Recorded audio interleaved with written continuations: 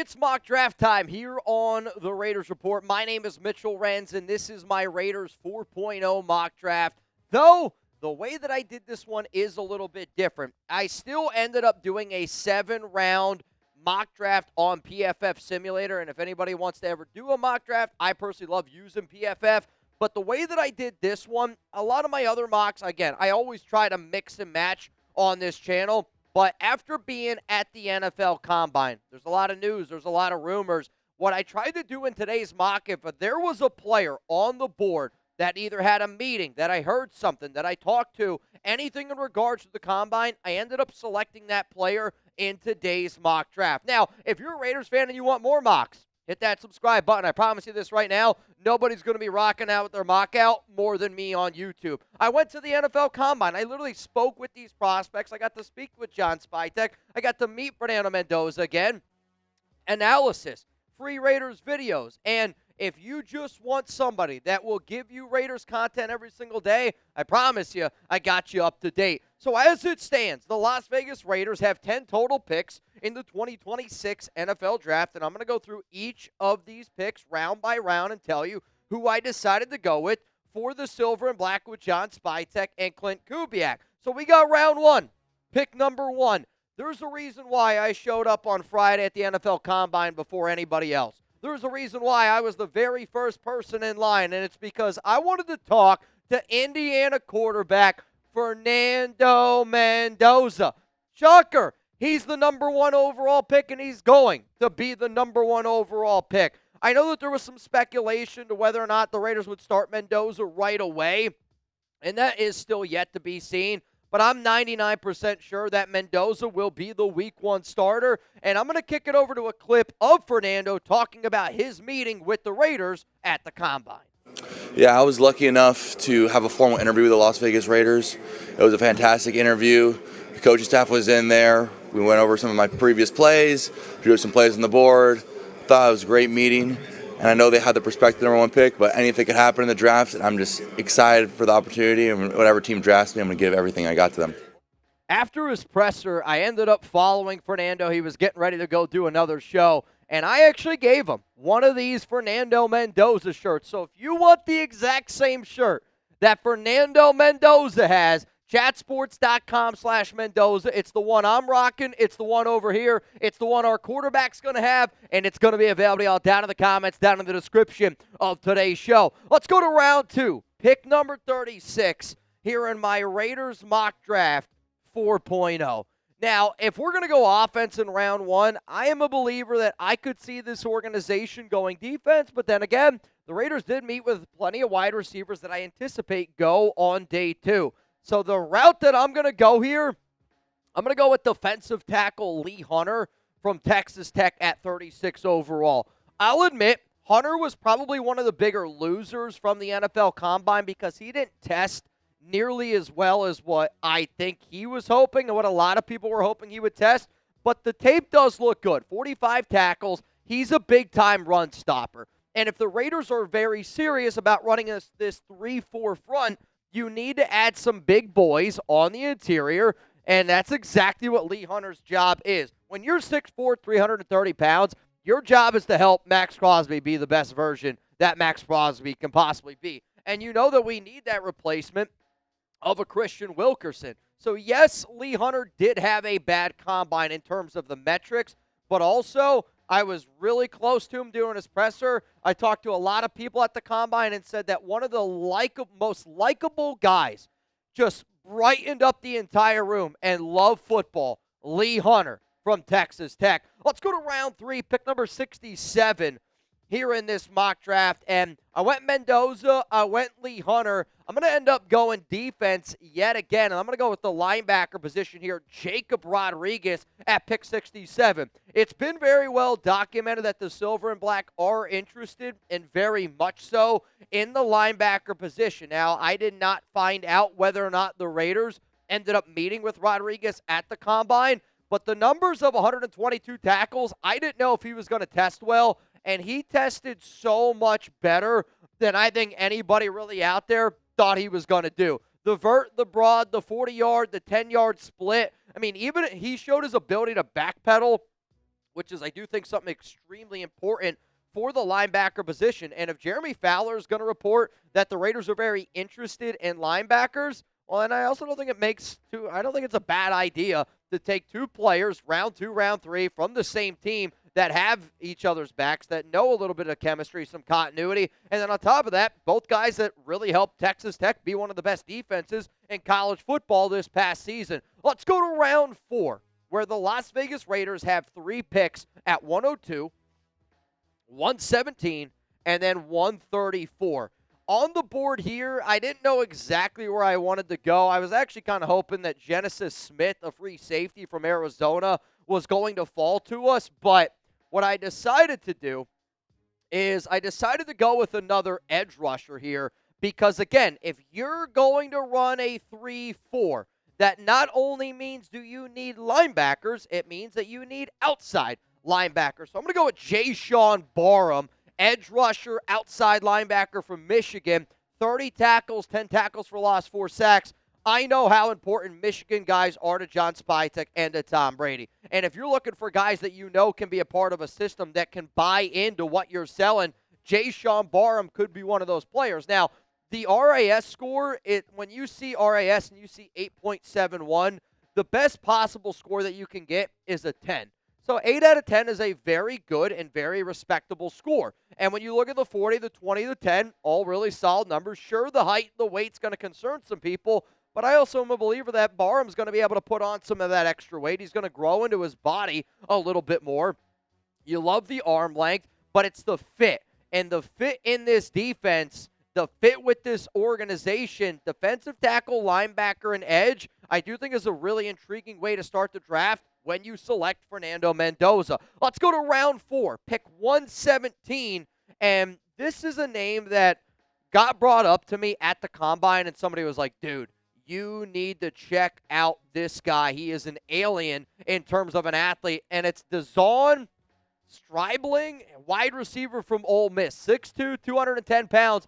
John Spytek at the Combine said that, ex-receivers, they don't grow on trees, and he's 100% right. They don't grow on trees, and this might be one of those dudes that you bring in to compete with a Dante Thornton Jr. Yes, Dante is a little bit bigger, but Stribling here is way more ready to compete as a receiver, I think, instantly than what Dante Thornton Jr. is. But the other reason why that this is a good move, look at that 40 time, 4.3840. I mean, that no matter what you put him on the field, that's a field stretcher. That's going to be able to take the top off. And that's what I do think that this Raiders team absolutely positively needs, is a player that can take the top off. I'll admit, if we wait until round 4 to take a receiver, that tells me that we added a Alec Pierce, a Romeo Dobbs, another receiver in free agency, because we definitely need to add more talent. And the Raiders clearly are looking at receivers. I mean, you interviewed,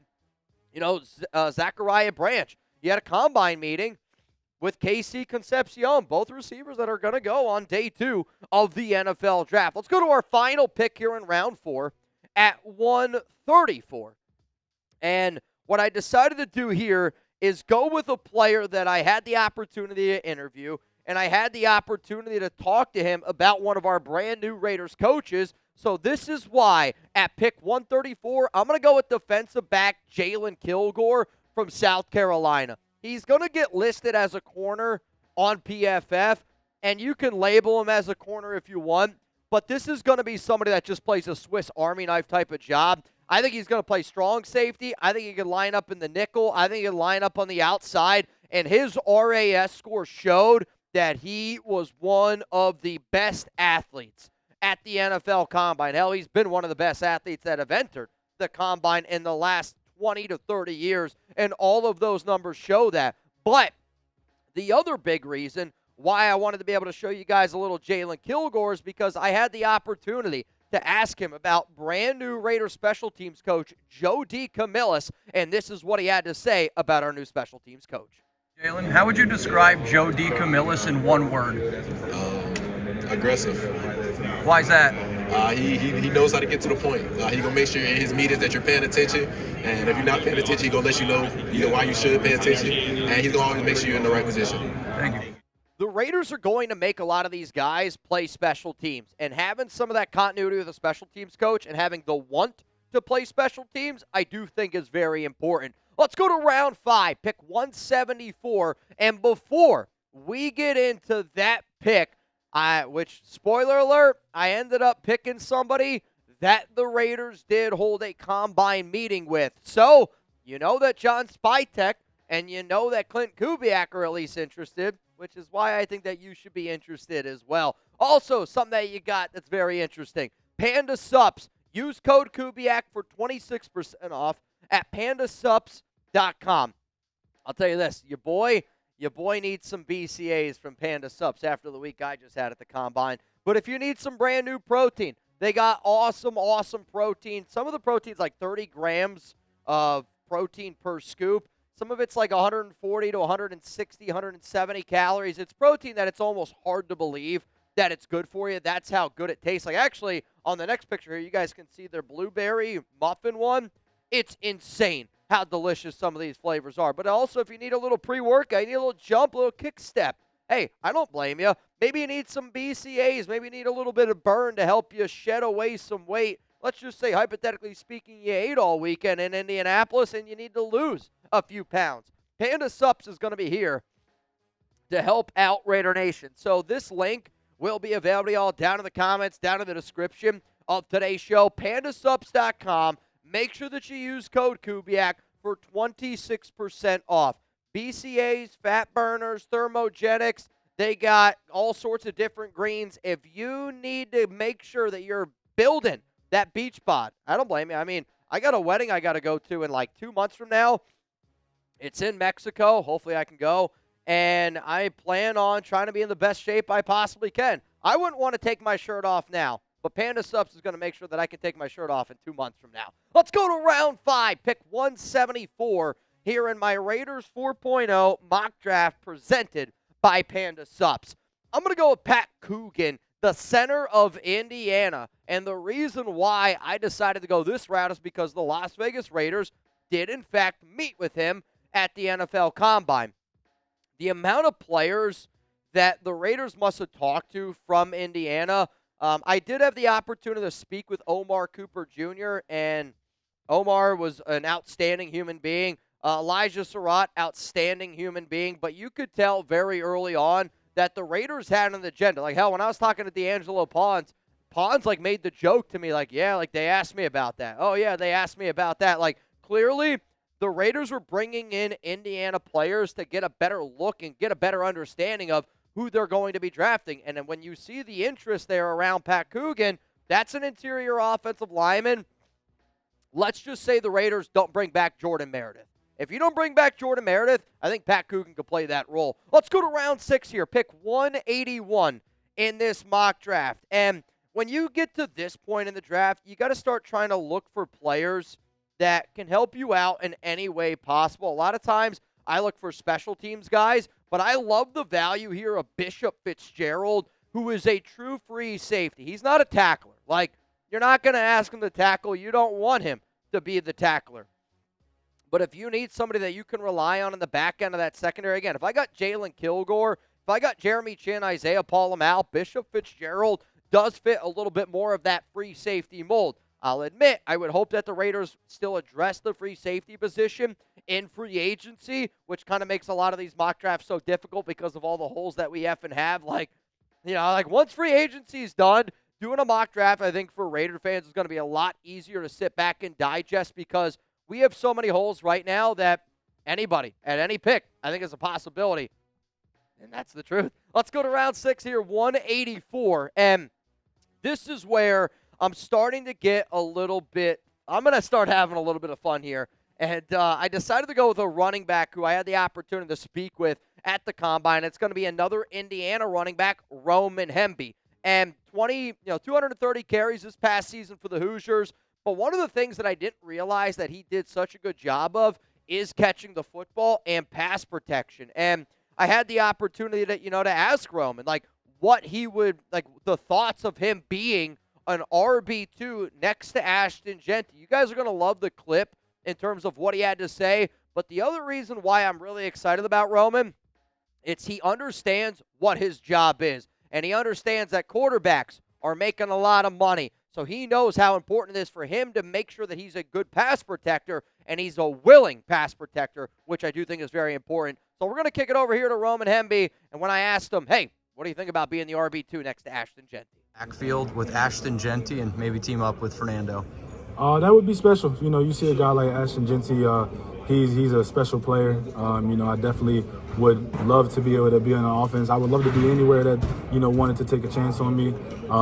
To be with Fernando, that would be pretty cool. I actually do know a guy, their right tackle, Delmar Glaze, is one of my closest friends. I went to college with him back at the University of Maryland. So it would be special, you know, but I'm in the mind frame that I would just be so blessed to get an opportunity with any of the 32 teams, and I'm ready to hit the ground running. I feel like for myself, I'm a selfless player. I'm one of those guys that doesn't really get into it for the credit that comes with it.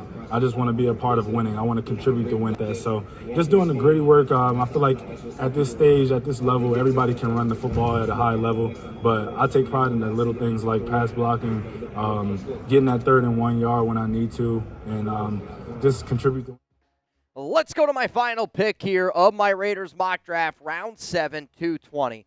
And when I did this mock, I went into it going, I already know who I want to be my final pick. Well, I thought that there was 2 people. I thought either I could go with A, Riley Nowakowski. He ended up going a lot earlier in this mock, which meant that I was able to select Max Bredeson, fullback tight end hybrid from the Michigan Wolverines. The Las Vegas Raiders ended up meeting with Bredeson, and the timing around that I find interesting because Clint Kubiak spoke to the local media, would have been on Tuesday, and Kubiak told everyone that the Raiders are going to use a fullback this season. So if you know that the Raiders are going to use a fullback, I think being able to find a player who can be your tight end 3, which we all know the Raiders need. You got Michael Mayer, you got Brock Bowers, you got Albert O, who's got Clint Kubiak ties, but also on top of that, Max Bredeson could be that tight end 3. And then he could also play fullback for you, which is something that he did with the Michigan Wolverines. So please grade my mock draft after the NFL Combine. And again, I want to be very clear. I did this mock not necessarily based on 100% what I would do, but more based on some of the news, some of the rumors, some of the players that I know that the Las Vegas Raiders ended up meeting with. Like, I picked multiple Indiana players. Why? Because the Raiders made it very clear at the Combine they were interested in getting to know the Indiana players. You know, I ended up drafting a Jalen Kilgore, connection to Joe D.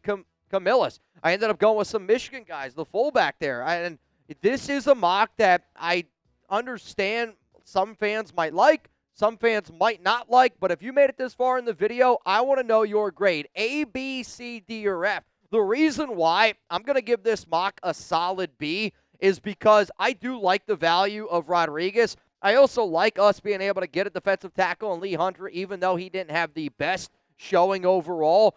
But then where I kind of lose this mock a little bit is in round 4. I didn't love the picks that were available to me in round 4, and I kind of wish that maybe I would have gone a little bit of a different direction. Could I have gotten a corner at round 3? Could I have gotten a linebacker a little bit later on? But if you made it this far in the video, you're a real one, and please let me know my grade here for this mock draft.